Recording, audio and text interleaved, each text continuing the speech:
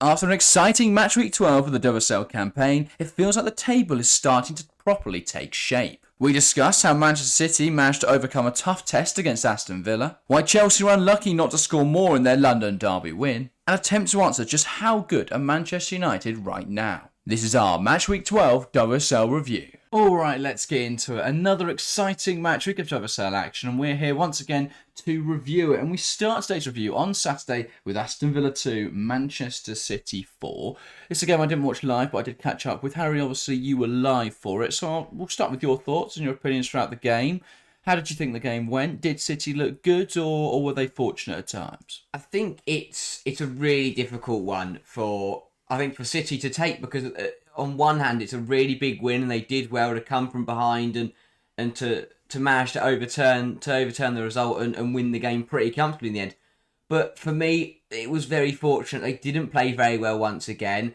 To concede 2 goals to a Villa side that have scored 3 goals all season, or two, not many in their last few games, it's not good enough. And I think that for City again, it's the same problems. And once again, it's the same thing of relying on individual quality to win the game. If it wasn't for a screamer from Miedemar and another screamer from Mary Fowler, then this result could have been very, very different. Because it's the same problems every single week. Once again, they got caught out high up the pitch. Sarah Mayling played a brilliant ball down the line, and Chastity Grant was practically laughing the fact that she could just run past Alexandria and she was suddenly in on goal. Well, she nudged her off the ball very effectively. I thought Alexandra had a bad performance really from what I saw. Again, I think we spoke about this after the Manchester United game, but it seems that obviously she's a right back naturally, so playing centre back isn't normal for her.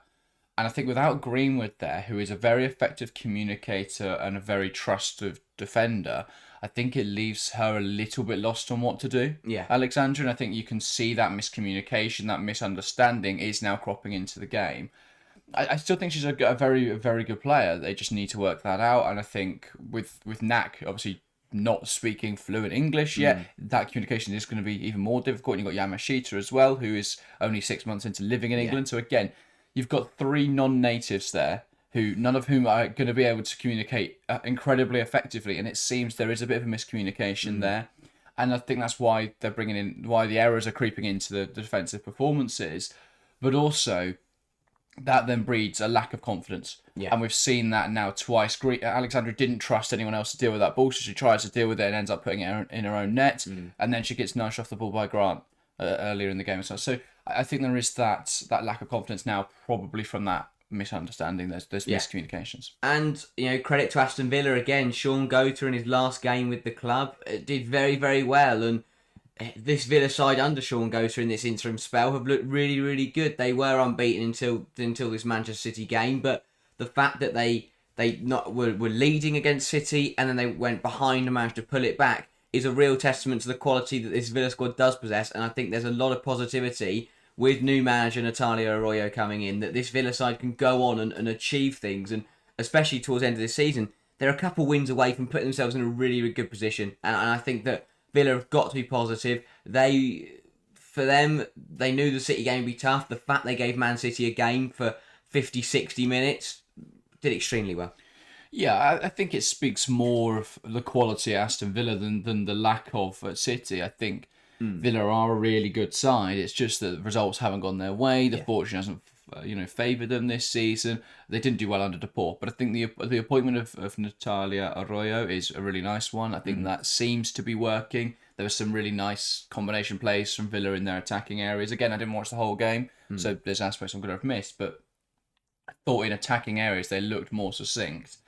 And so, I think there are reasons to be positive. Defensively, they got opened up by really effective wide play from Manchester City, and then putting balls into the box, and City, finding the ball on the edge of the area and just smashing it at the top corner. I mean, it really helps when you've got Viviana Miedemar, who put 2 shots in the top corners, and you've got Mary Fowler, who put one as well. So, I think it's a difficult one to judge for that reason, but I think looking forwards for Aston Villa, that is a really exciting prospect. They did look better in today's game.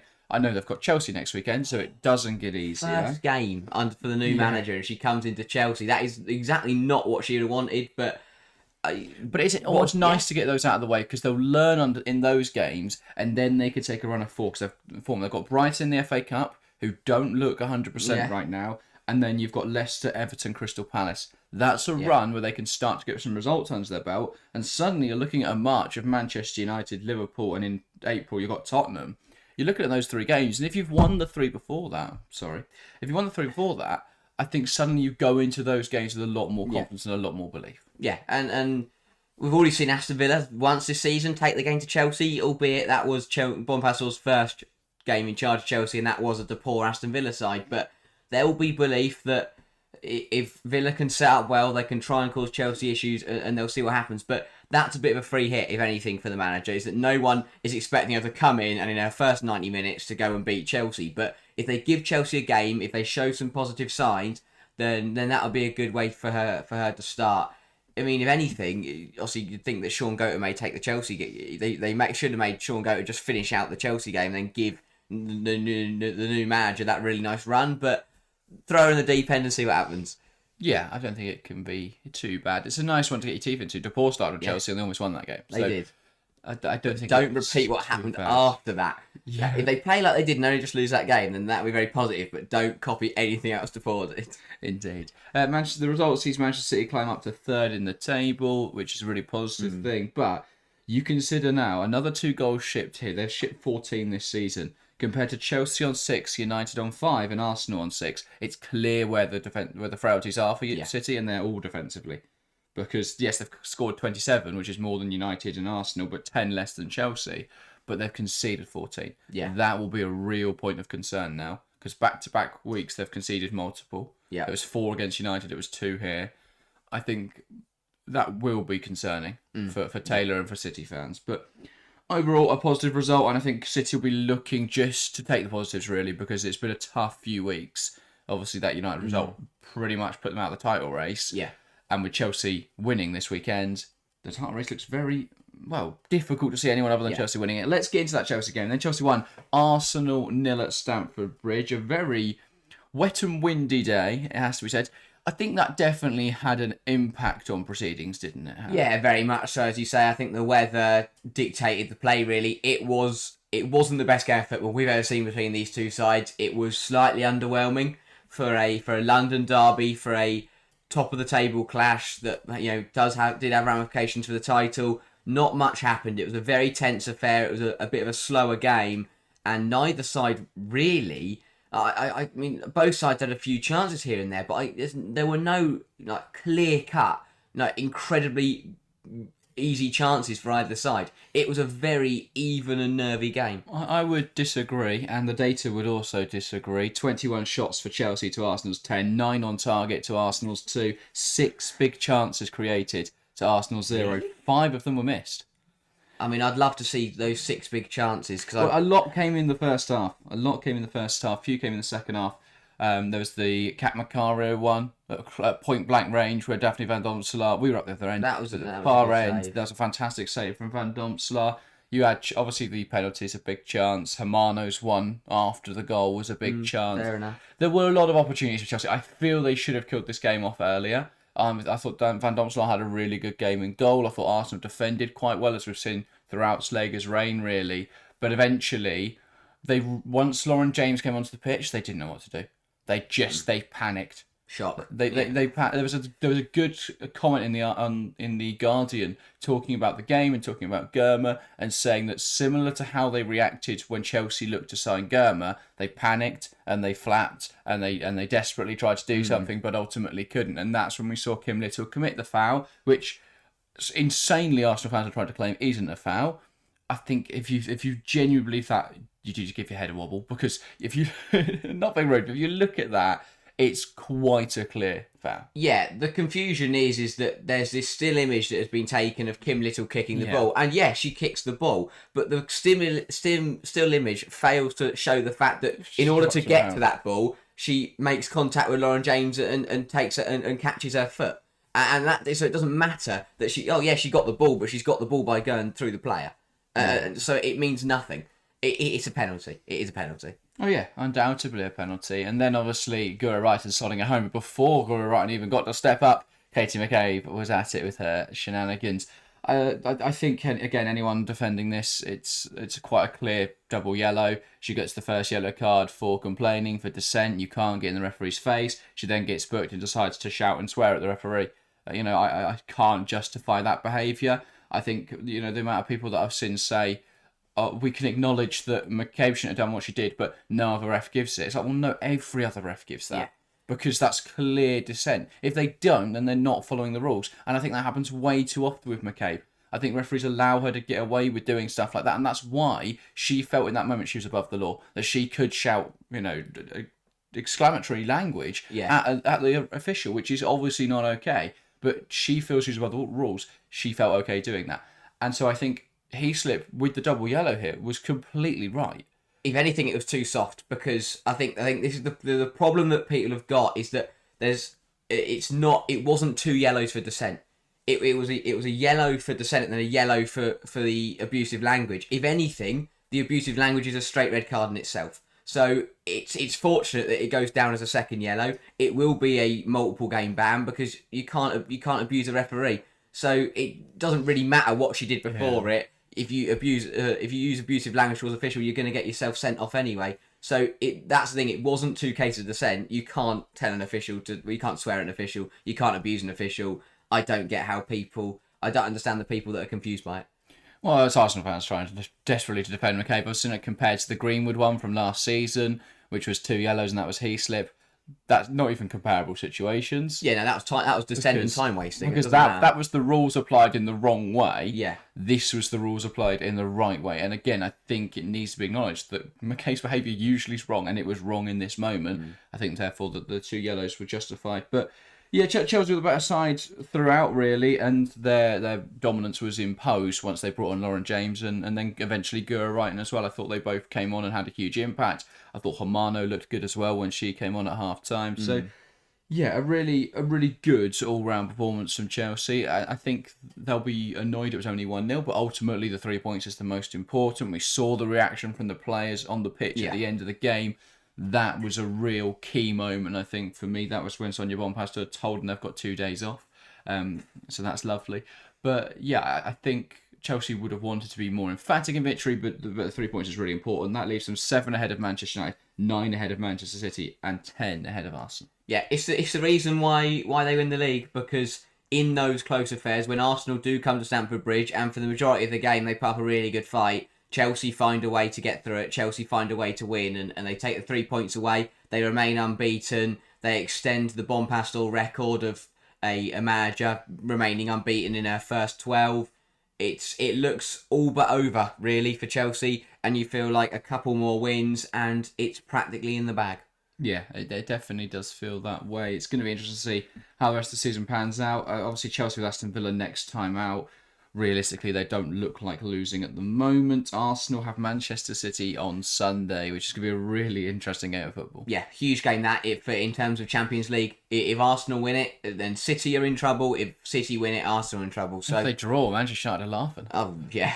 If they draw, Man United win. Yeah, indeed. Very, very true. And let's go to the next game then. Crystal Palace 2, Tottenham 3. And Palace. My heart bleeds out for them. I think it was a game where, yes, Tottenham probably deserved the win in the end, but Palace fought so hard. It's just so difficult to see them just not get those results over the line. Yeah, and it hurts even more when you look at the other results around the league, and it hurts for Palace. And this game was a simple story of both sides' seasons. Palace fight with everything, but towards the end of the game, they just don't have enough, and they somehow end up taking nothing away from a good performance. And Tottenham get rescued by Beth England, and even when they're not playing very well, they find a way to win, and it's a similar story here. I think Tottenham was slightly the better side, but for me, that doesn't mean they deserve to win. Hats off to new signing Olivia Holt coming in and scoring a really nice free kick very, very late on, but I mean, how Tottenham are level on points with Brighton this season is unbelievable. That is absolutely unbelievable. Yeah. And I think this game shows how Tottenham have dropped off this season. The fact they put 4 past Palace, and also how Palace have got better, because it was 4-0 on the opening day, and now it took a 94th minute winner to win the game 3-2. I don't think Tottenham have looked as good as they did on the opening day in any other game this season. No, and it should be worrying, but why should they worry if they keep winning? It's so bizarre. For Palace, I hate to say it, but they're in trouble now. That for me, they needed something from this game, and they deserve something from this game because they played really well. But again, the amount of goals they've conceded past 90 minutes is just it's insane. I think it's up at 4 or 5 now, and when sides score goals that late on, it's bound to change the game. Yeah, it just feels like Palace, as I've said a lot this season, they just run out of steam, and they scored on 65, and then after that, it was just a bit of a battering from Tottenham as they kept coming forwards for a third, and Palace just couldn't quite hold on. They did so well to defend. They could have conceded they could have been 3-1 and a Beth England hat trick just before the Weirden goals, a couple of minutes before England had the ball in the back of the net. It was ruled offside. That was slightly dubious. So, yeah, I think ultimately Tottenham deserve to win, but when they're in that position, when it is at 2-2, you feel Palace should have got a result. Yeah, 2-2 with 25 minutes to play, and you're currently bottom of the league. You have to dig in. You have to take at least a point. 2-2 after the 90. They did so well. I think they get that free kick. Yeah. Giving away a free kick in a position like that, in a moment like that, is criminal. And that ultimately will make the difference. There's 4 points now between them and any other side in the league. It's very difficult to envision Crystal Palace surviving relegation now. Really tough. They're going to have to find a way. I mean, for a side that have only won one game this season, they've now got to go and win at least one if they want to stand any chance of getting off the bottom of the league. And while the run isn't kind, it's Brighton away next weekend, Manchester United away in the game after that. Then it's Liverpool at home, Aston Villa at home. If Aston Villa are as resurgent as we expect, that's a really tough 4 games. They do then have Everton away, which is going to be a pivotal one. An Everton side who didn't look brilliant, but did ultimately get. They didn't get results. They did lose in the end, but it didn't look brilliant. I think that's a real opportunity for Crystal Palace. It's one of those now where they've got that difficult run, and I think in that time, like we saw this weekend, the teams above them can pick up points because a few of those teams in there who were directly above them have gone on this weekend. They've gone out and got wins, and suddenly they've climbed the table. And that's Palace's problem, that the sides they're fighting are now starting to pick up points. As for Tottenham, well, they continue what is the weirdest run any team is on, but they are unbeaten in the WSL since the 8th of December, and they have had a kind run in that time. But where is the limit for Tottenham? I thought this was a much better performance here, but where is the limit? Because they've got results this season. What's happening with them? I don't know what to say. I think this difficult run, their run coming up, could really show how poor they've played. United, Arsenal, City next 3 matches, and then Brighton. We'll see what happens. I don't know. They'll probably go beat United. They'll win them all. I don't understand what they're in Europe. They can. Yeah, it's absurd the fact they're level of points with Brighton. When you compare the way both sides have played, how Tottenham are there, I'll never know. Yeah, indeed. It's been a weird season. Beth England, that's how I know. Beth England, very good player. Should she be at Euro 25? Yes, at this rate. Fair enough. Good backup, I think, to Alessia Russo. Probably the best that we have. Let's go over to Leicester then. Leicester 2, Liverpool 1. And this was a really surprising result. When you watch the game, I don't think Liverpool played particularly well. But going into this game, you would have had Liverpool's favourites. They scored early on. Nina Leipzig clearing it into Olivia Smith, who pressed very effectively, and it rebounded into the net. And I think after that, Leicester fans would have been looking at it as similar to the Tottenham game, where it's like, well, whatever we do now, our efforts will be futile. However, it didn't pan out that way. I thought Leicester were much better in attacking areas. They scored 2 goals, which is 66% of what they've done so far this season. And that now makes up, those 2 goals in this game make up 40% of their goals throughout the whole season. So they are doing that. That was better, but they've got to start taking that performance in front of goal into more games. Yeah, very much so. Congratulations to Leicester. They've scored 2 goals. They've won a game of football. And it was absolutely massive. And if it wasn't for Janina Leipzig doing really bizarre things, then they'd have had 2 clean sheets in their last 2 games. I mean, Janice Cayman probably could score about 7 against Tottenham. Finally gets on the score sheet. Really good for her. And a massive result for Leicester. Absolutely huge. In front of the home fans, to go score 2 goals, to come from behind and win the game against a Liverpool side who have started to look better. It's a really big result. It gives them a little cushion back to Crystal Palace, and it's massive. To get themselves a couple of goals here and there is absolutely huge. It's another defensive performance from Leicester that was really strong, and I think again this is just Amandine Mikel proving her prowess. If her players put the ball in the back of the net, she's creating them chances to do so. Yeah. If they put the ball in the back of the net, they'll win games. They're defensively solid enough to get away with only a couple goals. So, I think if they can be consistent in front of goal, they'll be all right, this Leicester side. I think they've got a really good manager at the helm, and people won't recognise that because they've not had a great start to the season, but I think you've got to look at the injury record. You've got to look at the fact that they've just not had a striker since the third game of the season. And so, there are mitigating circumstances.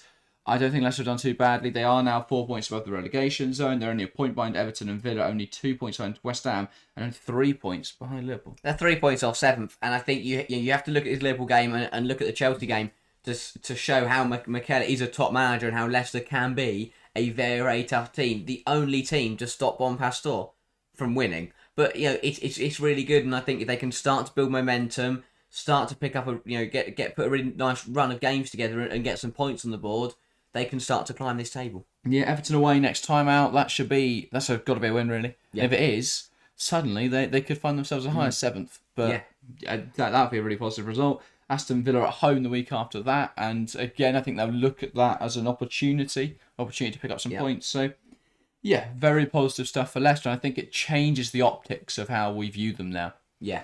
They go from a relegation side where can they score a goal is the quickest question to a side who should be able to avoid relegation, and it's a matter of how high could they fly. Yeah, very much so. Lovely rhythmic. That was very nice. That was very nice. And as you say, the league is so tight. They're a couple of wins away from being in a really secure position. Yeah, again, if they're 7th, 8th in the table, suddenly again those optics change massively. We're looking at a Leicester side then who should be absolutely fine. Yeah, and actually, if they finish 7th, that's an incredibly positive season. But let's not get ahead of ourselves. They are still 11th in the table. If they don't beat Everton or Aston Villa, suddenly they're in a really difficult position. Yes. So it can change so quickly in the WSL. Given how few games there are, it can change so quickly. But very positive for Leicester City. Let's get on to the other game in the relegation fight. Then West Ham 2, Everton 0. And this was a huge victory for West Ham. I think a surprising one. Everton would have come into this game, given their new signings, given the buzz that's been around the club in the January transfer window, with a lot of belief, but it didn't really materialise. Catch a nice miss from point-blank range after 2 minutes, which again, if you've watched Everton this season, is a very familiar sentence. And again, I think the quicker that they transition to playing Kelly Gargo, the better. Yeah. But another difficult performance from Snoyce. And West Ham just showed that they are so much more prolific in goal. Martinez heading home at the near post, a really well taken goal. And then obviously Vivian Asai from the penalty spot. I think this was a very solid performance from West Ham. And it shouldn't come as a surprise. This West Ham side are a good team. I think there have been some games where they've been poor, but ultimately they've always been decent in front of goal. And when Camille Size isn't putting them in their own net, they have a very strong backline. So this result shouldn't come as a surprise, apart from the fact that Everton were much poorer than anyone expected. Yeah, Everton. Everton need to start to use their new signings. They've done some brilliant work in the transfer window, and I know they're waiting to just bring players in slowly but surely, but they're not utilising them. Gargo started, but on the left-hand side, I think. I mean, that was a bit of a weird. That would be bizarre. I don't really know what's going on there, but I think that for West Ham to host your relegation rivals, to put 2 goals past them, to keep a clean sheet, exactly what Ryan Skinner would have ordered from our team. It was a really good performance, and as you say, when they remain defensively solid, when they cut out the mistakes, they've got the attacking prowess to go out and to put some goals past some teams. Asai, who looked absolutely brilliant with a goal and an assist. Great to see Martinez get on the score sheet. They've got the power in the front line that if they can just keep it tight in defensive areas, they will go out, they will score goals, and they will beat teams. And they're another team like Leicester, where I think they've got the quality to climb up the table now and potentially do some good things. They've got to be careful, but if they win the games that they need to win, they'll be absolutely fine. Yeah, again, they're now up to 8th in the table, 11 points on the board. They've got a weird schedule coming up because on Wednesday they play Liverpool, that rearranged FA Cup fixture. Then on Sunday they play Liverpool in the league, which is going to be really weird. Then they've got Chelsea in the League Cup in the weekend after, in midweek after that, and then Brighton coming up as well on the horizon. Arsenal after that, then City, and then Tottenham, and then Chelsea, and then Manchester United. What a horrible run of games for West Ham. It's a really tough. I think it's the wrong way round, to be honest, West Ham, because they've got a tough run, but then they've got the fixtures towards the end of the season. But the problem with that is I look at the sides below them, not sure at Palace, but especially Leicester and Aston Villa. I would expect those two sides to be climbing up the table in the next couple of weeks. So if West Ham don't get anything from this tough run, yes, they'll have the results in the last couple of games, but by that point they might be too far off anyone to climb up the table, and then suddenly they're stuck in a dogfight with Crystal Palace. Yeah, it very much depends on where the teams they're playing are at. I think if you look at Brighton that have started this year, that's a winnable game. But will it still be winnable in a few weeks' time? They play Liverpool this weekend. That's a winnable game. Yeah. But it is complicated by the fact they play them in the FA Cup in the midweek. And if you look at the Tottenham team throughout all of this season, that's a winnable game. But again, they don't play them till March. So in that time, Tottenham may well get better. And Tottenham on their day beat West Ham. So they could lose. It's not impossible to envision them losing every game between now and April. And then suddenly they're in a really tough position. However, I think they will have a bit of confidence, will have a bit of belief, and either way, they should beat Palace, Villa, Leicester in the last 3 games of the season. And they probably have a big enough gap now to Palace to not be too concerned. Yeah, because again, Palace have to win at least 2 games to catch West Ham now, and that this was a huge win for West Ham. They put themselves in a really, really good position, and this was crucial given their fixture list. Very much so, because realistically, they'll do very well if they want to build on this result, but they've just got to remain optimistic. As for Everton, they've got Tottenham in the FA Cup in the midweek. That will be an interesting one. I think maybe we'll look at that as a winnable game. Maybe they'll both lose. Just knock them both out. They just forfeit. Everton then host Leicester City, which I think will be a really interesting game of football. Then they travel to Chelsea, travel to Villa, host Arsenal. Going to be interesting to see how Everton get on in those games. But this was a disappointing performance against West Ham. They'll be looking to be better in the midweek against Tottenham and next weekend against Leicester. And let's get on then to the final game of the game week, which was, of course, Manchester United 3, Brighton 0, and United continuing what's been a really nice run of form. Brighton just didn't do anything in this game. 50-50 on possession, but it was 21 shots to 7, 8 on target to none, 5 big chances to 1, 4 big chances missed to 1 big chance missed. Ultimately, Brighton just didn't come forwards. When they did, they lacked potency. United looked deadly in the final third, and they looked tight and secure at the back. Really complete performance from Manchester United. And obviously they're now second in the league, right just off Chelsea. This is a really big win. Yeah, the consistency levels at Man United at the moment are absolutely insane. They are playing some really, really good stuff. The game looked done after 11 minutes because they were so efficient in front of goal. The performances are absolutely stellar, and they played very, very well. They deserved this win. As you say, they just played Brighton off the park in attacking areas. And Brighton, I don't know what's happened, to be completely honest. I have no idea what is going on right now. It is a bizarre scenario. They've gone from challenging every single team to getting beaten by every single team. And it's worrying. They've started so well. Unless you're Tottenham, you're never going to win a football game without a shot on target. It's as simple as that, especially when the opposition are playing as well as Manchester United. But when you compare this game to the 1-1 draw at the Amex earlier in the season, these two sides look like completely different teams. It really is a stark contrast. I think for Brighton, it's a mixture of teams figuring out what they're doing. Yeah. And therefore, you look at United's pressing structure again, really solid. And it was designed to create issues for Brighton, and ultimately it did create issues for Brighton. I thought it was probably Bagley's worst performance of the season.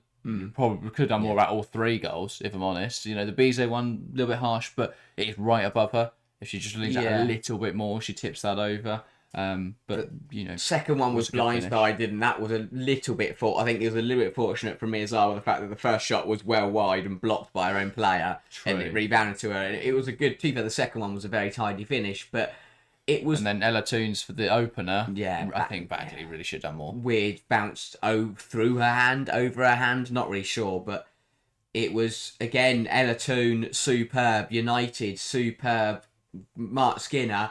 This game management, and by that I mean, obviously, yes, getting the result over the line, but in terms of setting the team up for each specific game is working absolute wonders. He set up the team specifically to dismantle City, and it worked. Same here at Brighton, and again, they managed to pick apart this Brighton side so easily. If they keep doing this, they're just going to keep steamrolling teams until they get to Chelsea, which will be a tougher game, and they'll go back to steamrolling teams. For me, they look certain. If they keep, I just don't see how they don't end up finishing second. They're just playing brilliant football, and they've got not too fair. Saying how tight that top 4 fight has been, they've got a nice cushion back to City and back to Arsenal now. Yeah, it really is looking rosy for Brighton. I thought obviously they'll be frustrated. For United, sorry, yeah. They'll be frustrated that they didn't pick up results really early in the season because obviously they had that draw with Aston Villa, but they are in a good position. I think they are the closest team to Chelsea right now, both literally on the table and on paper. Obviously, as you say, with City and Arsenal playing this weekend, it does look like they're in a really good position now, because if that's a draw, suddenly they've gapped both those sides. Yeah. And it would be very difficult to imagine United not getting Europe, because even if they were to drop points to Arsenal and to Manchester City, City still have to play Chelsea this season. Obviously, United still have to play Chelsea as well. But also, I don't think United will drop points to Arsenal and City right now. And so I think they are in a really good position. And I can't see City going flawless in games, in every other game as well. I can't see Arsenal going flawless right now. So yeah, I think United are in a really good spot. And the other thing for them is they don't play any of those three sides until right at the end of the season. They finish the season with Chelsea, City and Arsenal. That's their last 3 games. But at that point, they could have a gap. Yeah, I mean, if they were in the title fight, if there was a proper 3-way title fight, that would be an incredible run to end the season. But as you say, by the time they get to that Chelsea game, they could have a big enough margin that it doesn't really matter what happens in those last 3 games. They've got to work. For me, they're playing so well right now that they could get a result from any team in the league, and that's where they are at right now. Chelsea would be difficult, and I think most likely if they had to get anything, it would be a bit of a potential draw. But that's not to the latter end of the season. If Chelsea have got other other competition to focus on, then Chelsea could put Chelsea in a position where they could have won the league before they get to that Man United game. And at that point for Chelsea, they won't put much stress on the WSL. So there's a real chance that United could get something from that. So keep playing the way they're playing, and they'll find themselves finishing comfortably in second place. And I feel like it's not been highlighted enough this season, but United have lost 1 game in the league. And 1 other game, which is the Man City game in the midweek, again, in the League Cup. But other than that, they've only lost to Chelsea. I think that shows the quality this United team have. And they're in a really, really good position. So they'll be happy. I think Skinner will be really happy. I think Ineos have got to see this. They've got to recognise the quality, and they've got to invest. Yeah. Because they're in a really good position now. But Chelsea have just spent £1 million on a player in a video that we put out yesterday. That'll be linked in the end screen, so go and check that out. But United simply aren't anywhere near that level of investment. They don't spend £1 million on their whole squad. No. So I think they've got to invest more, but they are very close now to Chelsea. Yeah, they are getting closer to Chelsea at least. But yeah, it's going to be interesting to see. Obviously, Chelsea's still flawless this season. Let's run through that table then. Top of the league is Chelsea, 34 points from a possible 36. A really good run to start this season, or throughout this season, really. 37 goals scored, 6 conceded, 31 goal difference, plus 31 goal difference. Insane start for Chelsea. 7 points ahead of Manchester United in second. They've got 27 points and plus 18 goal difference. They've looked good this season, United, as we were just saying. In third and 2 points behind United is Manchester City, and then a point behind them is Arsenal. Both of those sides dropping down the table in recent weeks. In fifth, it's Brighton, a bad spell for them. They find themselves now 7 points behind Arsenal, and 11 points with 6th place Tottenham, a Tottenham side who've shipped 25 goals this season, the second most in the league. Only Crystal Palace have conceded more. In 7th, it's Liverpool. They're on 12 points now, 5 points off Tottenham. Again, another disappointing result this weekend. A positive one would have put them closer to that top 6. West Ham United in 8th place, 11 points to their name. Now only a point, though, ahead of Aston Villa in 9th and Everton in 10th. But a really positive weekend for West Ham, jumping both of those sides. In 11th, Leicester City, a big win, takes them 4 points ahead of the drop zone. And bottom of the league, Crystal Palace, 34 goals conceded, a minus 24 goal difference, only 5 points to their name. It's been a much better season than Bristol City had for Palace, but it's still been a very poor campaign, and it still opens up question marks about the gap between the Championship and the WSL. But that is where we stand after 12 game weeks in this season. Only 10 more to go, which feels insane because it's not even February yet. Yeah, we're over halfway there. And what that means is that there's still a lot to play for, and there's a lot of points up for grabs, but we're getting to the point of the season now where the table really starts to take shape, and with gaps starting to appear at the bottom and the top, it looks like the main positions are starting to be confirmed practically already. Yeah, it does. It feels like this weekend was a really key point in this season. We've seen Tottenham still defy the odds. They could end up. They finish 5th. That is insane. That is a ridiculous season. Yeah. Yeah. Absolutely ridiculous season. But that just about rounds up this weekly roundup of the WSL action. We'll be back next weekend for more. We've got obviously Arsenal, Manchester. We've got a triple header actually coming on Sunday, so join us for that. WSL action throughout that Sunday. In fact, every game is on, and we are live throughout the day. So we're going to catch all of the games, really. So join us next Sunday for what is going to be an absolute bumper day of WSL action. Other than that, there'll be videos out throughout the week, so look out for those. That, though, is everything from us today. Thank you guys very, very much for watching, and we'll see you next time. See ya.